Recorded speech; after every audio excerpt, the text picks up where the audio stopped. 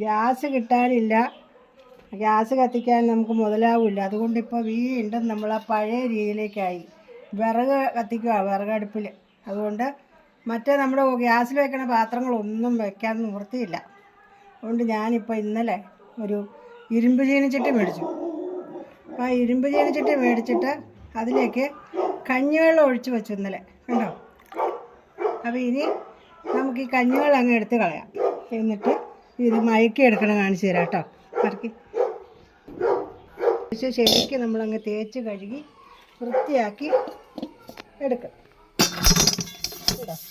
ശകലം പോലും തൊരുമ്പില്ല. അതെ, ഇന്നലെ ഞാൻ 2 പ്രാവശ്യം കഞ്ഞിവെള്ളം മാറ്റിക്കളഞ്ഞു.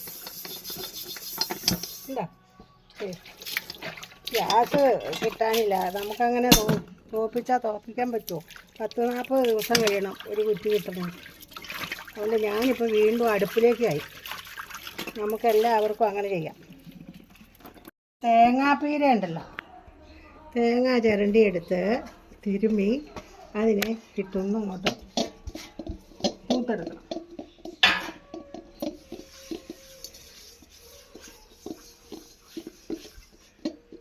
അതിന് കറ ഇളകണമുണ്ടോ? അതാണ് നമ്മളെങ്ങനെ തേച്ച് കഴിയാലും അത് പോകില്ല. ഈ തേങ്ങാപ്പീര വച്ചുകൊണ്ട് വെളുക്കണമുണ്ടോ ഇരുമ്പ് ചീനിച്ചട്ടിയിൽ? ഇതാണ് അതിൻ്റെ പരിപാടി. കറയിളകണതാണത്. ഇതിങ്ങനെ തൂത്ത് വൃത്തിയാക്കി കഴുകി വെച്ച് നമുക്ക് ഇച്ചിരി വെളിച്ചെണ്ണ ഒഴിച്ച് തൂക്കണം. അപ്പോൾ ഇപ്പോൾ നമ്മുടെ കഞ്ഞിവെള്ളത്തിൻ്റെ ഗുണം കണ്ടോ? അതേസമയം നമ്മൾ തേച്ച് കഴിയാൽ ആ കറുപ്പ് കളറ് പോവില്ല.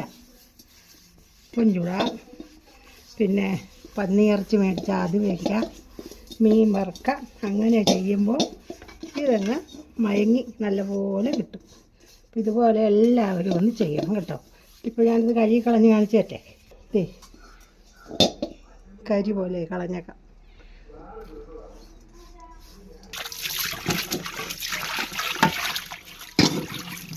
എണ്ണ തൂത്തങ്ങ് വയ്ക്കണം.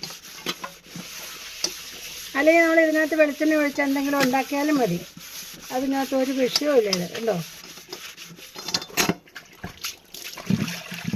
ഇത് ഞാൻ മേടിച്ചതാണ്. ഇത് മുട്ട പൊരിക്കാനും ഇച്ചിരി പപ്പടം പെട്ടെന്ന് കാച്ചാനും ഒരു മീനൊക്കെ വറുക്കാനൊക്കെ എളുപ്പം. അതുപോലെ നമുക്ക് അപ്പം ചുടാം. ഇത് അടുപ്പത്ത് വെച്ച് അപ്പം ചുട്ട് ചെറ്റിച്ചെടുക്കാം പെട്ടെന്ന്. ഇത് മയങ്ങി കിട്ടിയതാണ് കണ്ടോ.